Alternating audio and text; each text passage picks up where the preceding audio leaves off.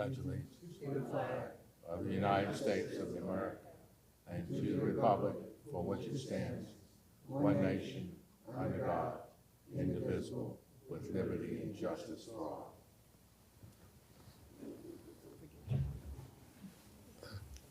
All right. Consent agenda, Mr. Manager. Yes, sir. On the consent agenda this evening is Town Council Citizen Participation Policy, Environmental Services Reclassification, Acceptance of VA 250 and Humanities Grant Awards, Minutes of Previous Meetings, and Treasurer's Reports. Second. All in favor? Aye. Opposed? All right. All right. Invitation to bid on a non-exclusive transmission right-of-way easement. I'm gonna open the floor for the bid at this time. Is there anyone would like to bid on this at this time? No one? We'll close the bid at this time, sign the envelope and give it to the clerk.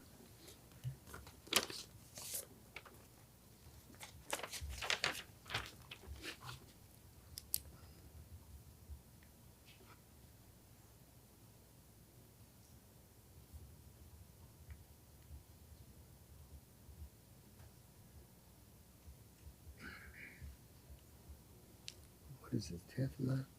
What's the date? 14th.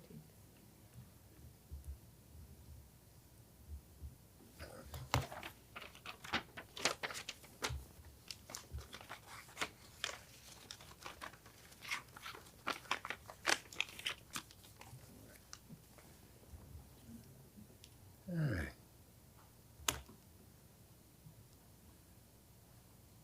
I closed it up, yeah. All right, ready? Public forum. Members of the public Mr. may. Mayor, may I interrupt you for a moment? We still need to have a public hearing on the bid for the franchise, I did. as well as you asked for the public bids. You asked for the bids, but not for the public hearing. So- Anyone from the public would like to speak at this time on the bid? That's a separate part of the agenda. Oh, I beg your pardon. Okay, my mistake. Do apologize. We good? All right, public forum. Members of the public may address council on matters related to town government issues at this time. Please state your name and address for the record. Each speaker shall have 3 minutes and shall comply with the citizens' participation policy. Groups are requested to have spokesperson.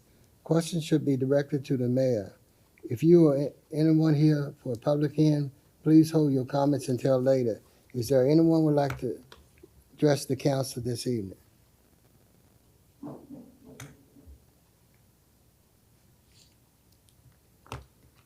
Good evening. I'm Al Caldwell. I live at 18048 Birmingham Road, Culpeper. I spoke at last month's meeting to ask you to change the zoning of our parcel 51D to NX, which would match the comprehensive plan and future land use maps. You voted to send it to the Planning Commission to get their recommendation, which I appreciated, and they've recommended that the parcel be zoned commercial. And you're probably aware of this, but in case you're not, earlier today, Andrew discovered that if you vote on the UDO tonight, our parcel can't be included because there hasn't been a public hearing held on it. And he sent me an email stating that, and that he was pulling the parcel, and I called him to discuss it. And he offered to bring it up for a public hearing as soon as another request came in that would require public notice in order to save on the expense of a standalone public notice. That makes sense. And I realize the reason it was pulled, state law requires public hearings, so I understand that. But it brings up a new dilemma now. Page 5 of the UDO draft states that the UDO implements the visions, goals, and maps of the town's comprehensive plan and is deemed to be consistent and in accordance with the adopted comprehensive plan, which it isn't. Also, one of the whereases in the draft resolution states that the council finds that the UDO implements the 2018 comprehensive plan. So I don't know what the solution is, but I just wanted to bring that up, make you aware. Thank you. Anyone else? No one? Close the public hearing at this time. Public forum. All right. Adoption of the UDO ordinance, Andrew.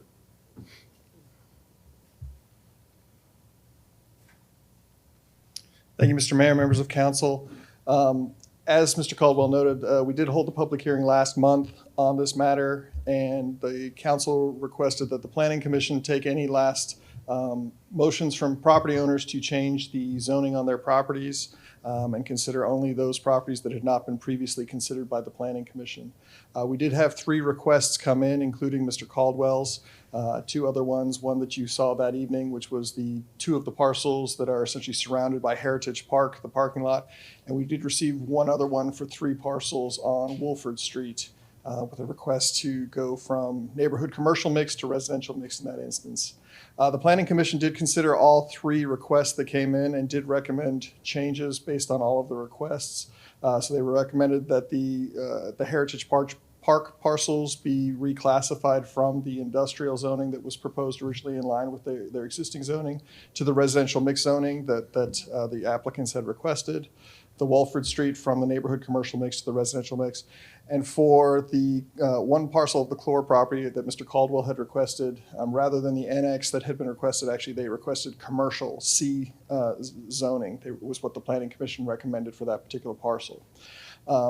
What we discovered as we were preparing for this evening is that per state code, because this zoning is a more intense zoning classification than what was advertised and materials were available with the public hearing that was held last month, it requires a new public hearing for consideration of this parcel. And so what I conveyed to Mr. Caldwell was essentially that we would retain the proposed RR, rural residential zoning for that parcel as part of the application this evening to allow council to, if so desired, act on the UDO in its entirety, and that we would look in the foreseeable future to bring that individual parcel back for consideration to change it to the commercial zoning as the Planning Commission had recommended. So there is the recommendation before you this evening to adopt the UDO. The recommendation does include also those changes that the Planning Commission had recommended, with the 1 parcel struck through being the one that Mr. Caldwell had referenced on the Clore property there. I'd be happy to answer any questions the town council may have. So if the UDO is to be brought up for a motion, would that also need to include a motion for that 1 parcel to be brought back later? Would that be an option to add on there? Because I would hate for that just to kind of like fall off and not be a part of like. It Yeah. certainly, council could certainly include that. I did provide in written form commitment to Mr. Caldwell in terms of laying out the circumstances to look to bring that back. But certainly if council wishes to include that, there's no objection from staff in that regard. Go ahead. So just to clarify, if the UDO passes tonight, that property would be left out of that, but we would have a public hearing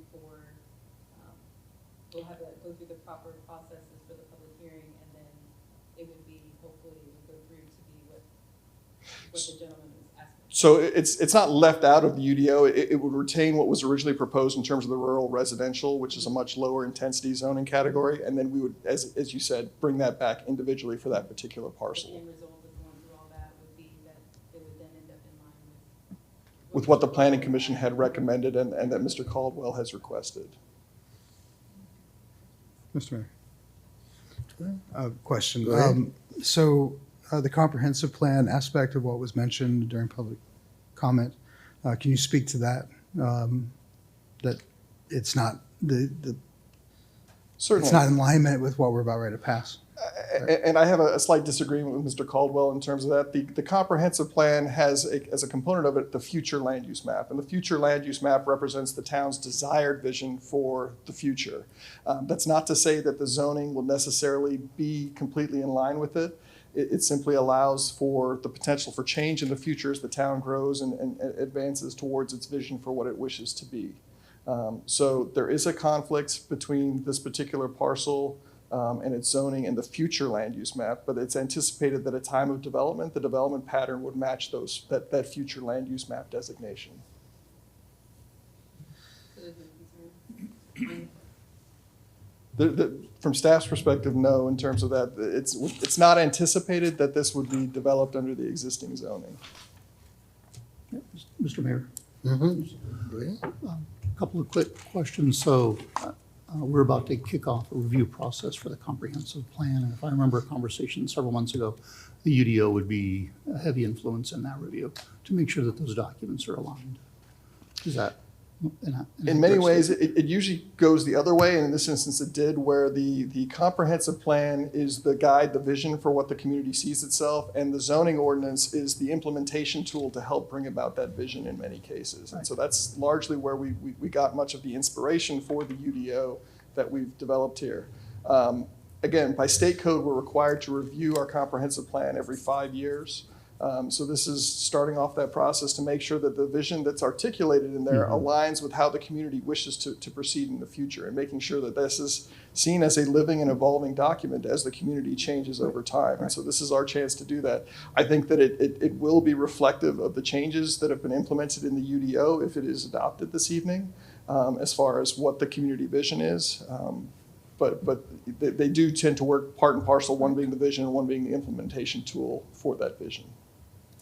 Okay, and then the second question. So we're going to bring Mr. Caldwell's topic back up at a public hearing. Do you have a guesstimate on what that schedule would be? Is that something we can do in the next 30 days or so to get this finalized? As I conveyed to Mr. Caldwell, there is the expense involved in terms of advertising, and because of the nature of this parcel being looked at independently, it will have to go through the Planning Commission first before coming back to council for deliberation.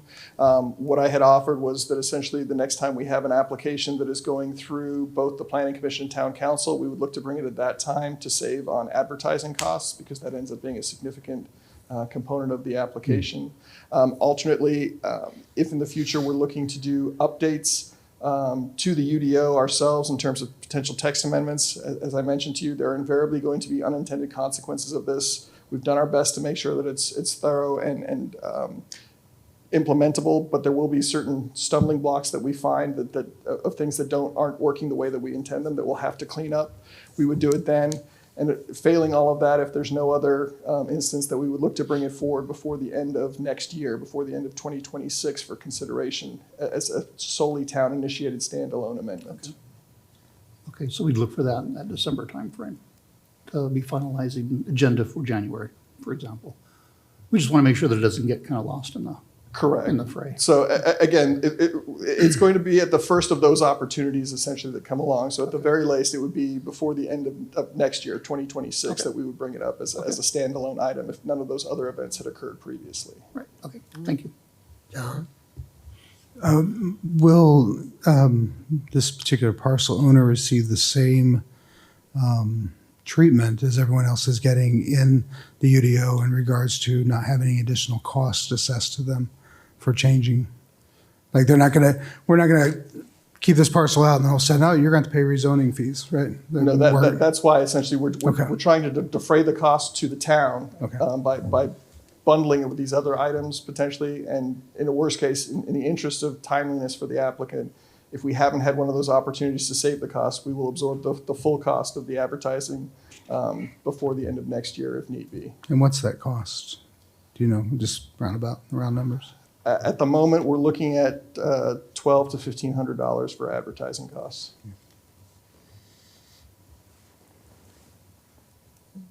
Someone else? Thank you. Motion to approve the recommendation? So moved. Second. Any discussion? Yeah, I'd like to say a couple things. All right, you got it? I thing I need to point out, okay, so the existing ordinance that we're replacing now. The existing ordinance that we're replacing now was first adopted when I was a sophomore in high school, In the 30s? pretty much. Yeah. That alone, I think, should have some support, you know, to make this change. I think it's important to consider the work that has been done, first of all, by the Planning Commission over a 5-year period. All the public hearings, all the work sessions, all the regular meetings, dealing with the public, the staff, of course. But I think what's also important is the amount of public input. In my 18 years on council, I don't think I've ever seen anything over this much time that involved the public. And I was a little rough in the beginning, trying to get used to this whole concept, but I think it all came together. And I think a good sign of that is we don't have a full house. It seems like pretty much everybody's been satisfied with the process. I think that's a good sign. So that's- Anyone else? I'd like to make a motion to split the question and vote separately on the data center overlay, just so we can have a discussion on that and really blow that out so people understand what we're doing there. Support the Mr. Mayor, it would conversation. seem to me that would require an amendment of some sort to the motion. I don't understand that. Okay. If the intent is to clarify, can we just? No, it's just voting on them separately.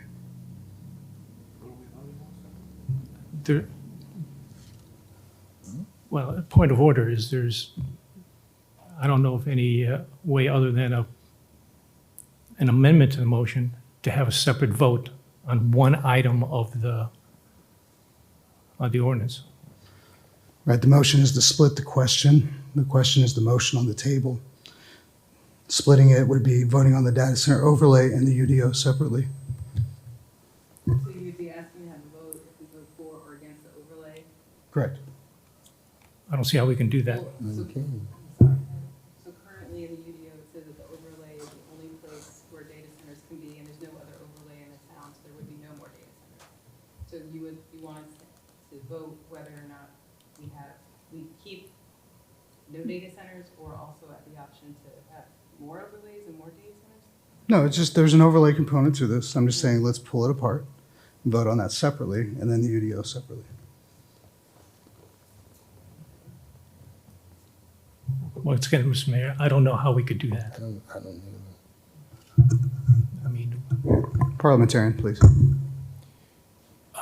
I believe that you would have to have an amendment to vote on that separately. It would be offering an amendment to remove the data center overlay section of the UDO, and that would accomplish the same thing you're saying, which is if the amendment passes to strike that section, then you would vote on the ordinance without that section. I think it's not, a motion to divide a vote would be things like you vote, if you were going to add a proviso that you were going to complete Mr. Caldwell's rezoning by such and such a date, but that hasn't been proposed. But I'm just saying, if you had like that is something you could split and vote on separately. But this is an integral part of the ordinance. So I think the way to accomplish that is by offering an amendment to strike 27-9.30 data center overlay. I believe that accomplishes the same thing that Mr. Russell indicated they wanted. What's the desired outcome? What is No, I was just wanting to vote on it separately, that's all. Not all together. I think I'm a little worried. I think I'm a little worried striking the UDO Yeah. overlay out.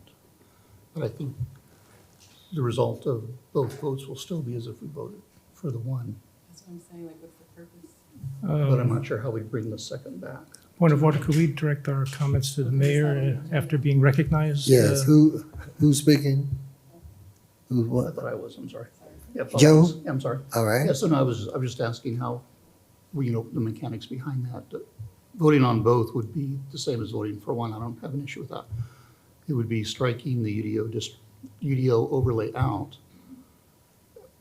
Little vulnerability to the overall UDO, but we would need to bring that vote back immediately to vote it in. And what would be the mechanics to do that tonight on this agenda?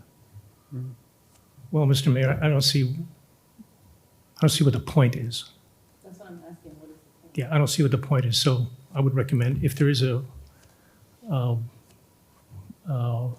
motion to amend, then nobody second it. Anybody else? Just to, you have a question? Go ahead. Clarify what you just Wait a minute, said. who's that? You, Jamie, you speaking? Yeah. All right, go ahead. You got the floor. I just want to make sure. So just to clarify what Joe said, if currently, the current UDO has the overlay that's indicating that we don't want any more data centers. So the concern is if we take that out, but we can't get it back on the agenda tonight, then there's nothing that says no more data centers until we can get it on an agenda in the future. But if we vote on it tonight and keep it all as one, then we have no more data centers. Is that what you're saying? That was their intent. Which is the intent. Yes. Mm-hmm. All right. No, I think he's wrong on the parliamentarian thing. Anyone else? Anyone else? I'd like to call for the question.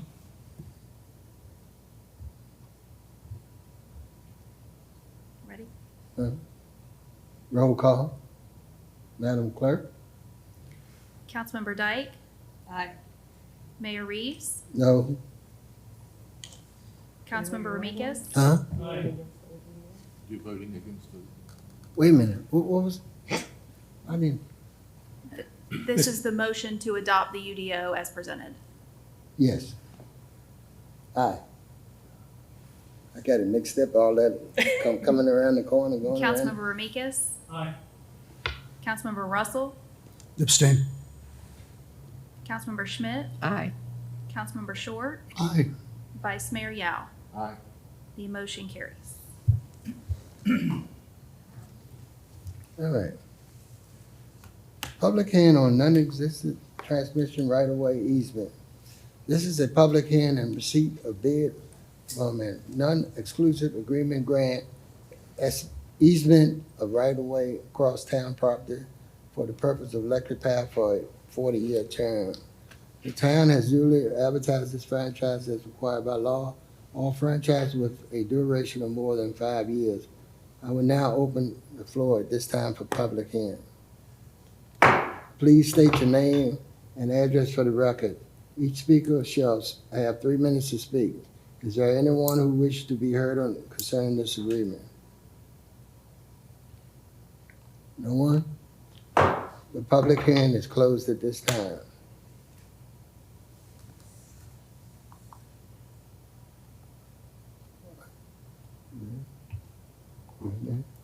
Open bid.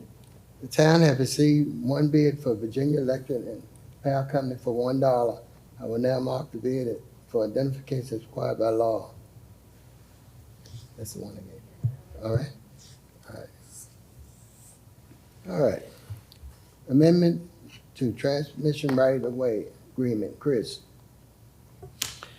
Yes, sir. The town of Culpeper and Dominion entered into an easement agreement in 2007 with a 40-year term to allow Dominion to have a transmission line and have access to that line located on town property at the Public Works facility located on McDivitt Drive where the wastewater treatment plant is. At this time, Dominion is requesting permission to construct an access gate on that easement in the town fence so they can have access through the town property onto their easement that's outside of the town property. The reason they're requesting to do that is at this time that's currently a farmer's field, so they have access, but as the data center is built out in that area, they'll lose access to that transmission line. So they're just asking to have that gate to where they can access it through the town property. Along with that request, they ask if they could go ahead and extend the agreement for an additional 40-year term effective with the signing of the agreement. Attached is the proposed amendment for your consideration, which has been approved by staff and reviewed and approved by the legal counsel as to form. There's no financial impact to the town, and the recommendation is that council accepts the bid for granting an amendment to transmission right-of-way agreement to Virginia Electric and Power Company to construct a gate within the existing easement area and to extend the term of the new 40-year term effective with the signing of this amendment, and authorize the town manager to execute the documents. Be happy to answer any questions. Is 40 years normal? Is that? Yes, the original agreement with them was for 40 years and had an option for renewals. Since there's 22 years left on the agreement, they just asked if we could extend it for a 40-year term. In this new agreement, it is for the additional 40-year term, and then it'll come back for council approval if they want to extend it past that. But this is for a power transmission line that provides power to the town. So unless it's fed from some other direction, I think it'd essentially be in perpetuity. Motion to approve. So moved. Second. Any discussion? Roll call, Madam Clerk. Mayor Reeves, Aye. Councilmember Ramikis. Aye. Councilmember Russell, No. Councilmember Schmidt, Aye. Councilmember Short, Aye. Vice Mayor Yao, Aye. Councilmember Dyke. Aye. The motion carries. Public hearing on proposed FY 26 budget amendment held.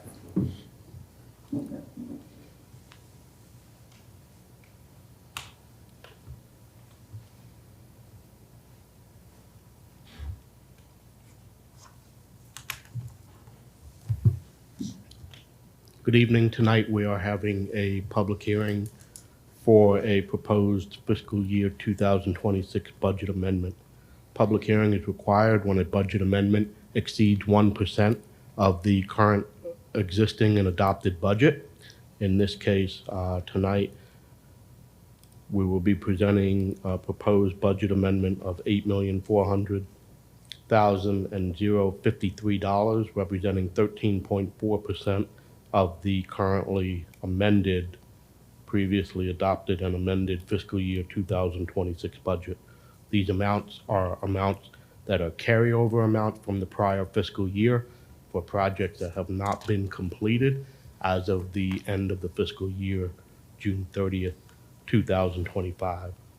These amounts include amounts related to the construction of the town and county pool project, approximately $3.4 million, various transportation and road improvement projects, including completion of the pedestrian bridge down at the depot area of approximately $1.4 million, an underground conduit project for light and power on Niles Mill Road for $551,000, completion of the water pollution control facility digester upgrade project, $529,000, a police command vehicle, which is fully grant funded, of $380,000, and completion of groundwater well development projects, carryover of $317,000.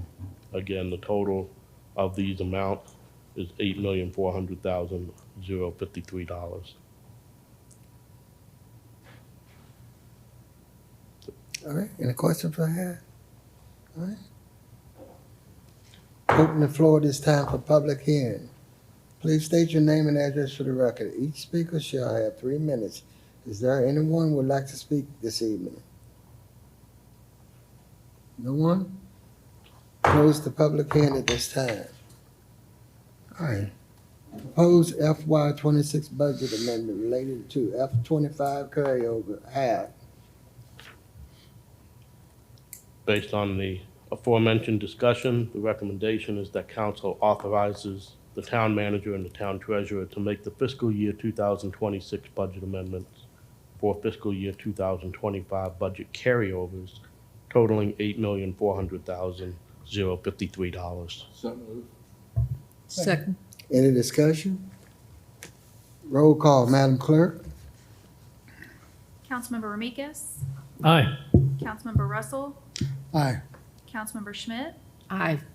Councilmember Short, Aye. Vice Mayor Yao, Aye. Councilmember Dyke, Aye. Mayor Reeves. Aye. The motion carries. Submissions of quarterly reports from ABCs. Any questions on that from the council member? No questions? All right. Payments for denied liability claim at 501 First Street, Murray. Yeah, Mr. Mayor, due to legal consultation during the closed session, I'm moving that we take this topic and move it to committee in September. Apologies, it's already October. Move it to the November committees for further consideration. Second. Any discussion?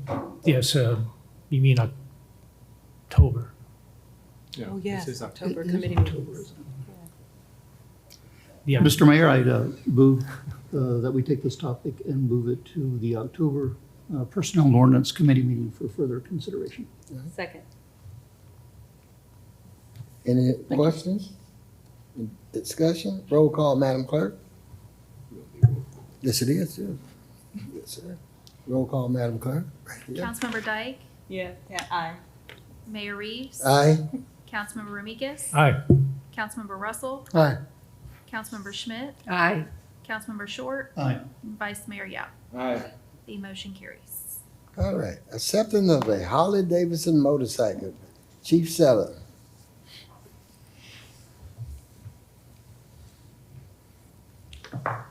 Mr. Mayor, members of council, you have a report recommendation before you to accept a Harley-Davidson motorcycle donated by the 911, America's 911 Foundation. So every year, basically, we participate in a escort for about 700 civilian motorcyclists who honor the almost 3,000 dead that died on 9/11.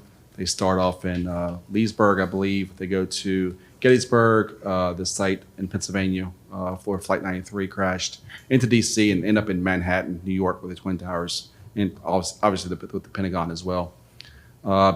As a thank you to the participating law enforcement agencies that help escort those 700 motorcyclists through the East Coast and up through New York City, the 9/11 Foundation donates one motorcycle through a drawing to one participating agency that participates in the ride. So we participate in that ride. We had two motor officers, Officer Yizer and Officer Al Cooper, who participated in that ride over the week. Down in the Twin Towers, the 9/11 site in Manhattan, on the last day, there was a drawing. The recipient of the winning motorcycle from last year draws the participating agency out of the hat. Last year, Spotsylvania County, Virginia, won the free Harley Davidson last year, and they accepted it. So the deputy from Spotsylvania County drew the Culpeper Town Police Department out of the hat, where we won to accept the new Harley Davidson motorcycle. So you have an R&R in front of you. The financial impact would be pretty minimal. We could absorb the upfitting, the graphics, and light package through our current FY26 budget. So the R&R before you is to accept the donation of the Harley Davidson motorcycle through the 9/11 Foundation Incorporated. Be happy to answer any questions. I'll move the R&R. Second. Any discussion? Roll call, Madam Clerk. Councilmember Russell, Aye. Councilmember Schmidt, Aye. Councilmember Short, Aye. Vice Mayor Yao, Aye. Councilmember Dyke, Aye. Mayor Reeves, Aye. Councilmember Ramikis. Aye. The motion carries. And just a side note, tentatively, we were scheduled for, the motorcycle has arrived. We're tentatively going to accept the motorcycle on America's 9/11 Foundation is going to present the motorcycle on October 24th. So we'll be more information on that. So we'll put it out at the police department. All right, thank you. Thank you. All right, Town and County Interaction Committee. The next meeting is scheduled for January 23rd, 2026. I'll open it up for discussion at this time. Anyone would like to speak on this? No one? Is that the regular, like a quarterly? Yeah. So what is that, just free-for-all or? So is there anything on the agenda yet, or is it, No, not yet. okay. And Mr. Mayor, there's nothing on the agenda yet, and I think the idea is to have at least a quarterly meeting, so as issues come up during the 2 or Right. 3 months, we can get them on the agenda and surface them here for council vote. All right, thank you. Anyone else? All right. Town manager monthly report. Council received report. Any questions or comments on it? No? All right. Are we not putting figures with the building permits on the report anymore?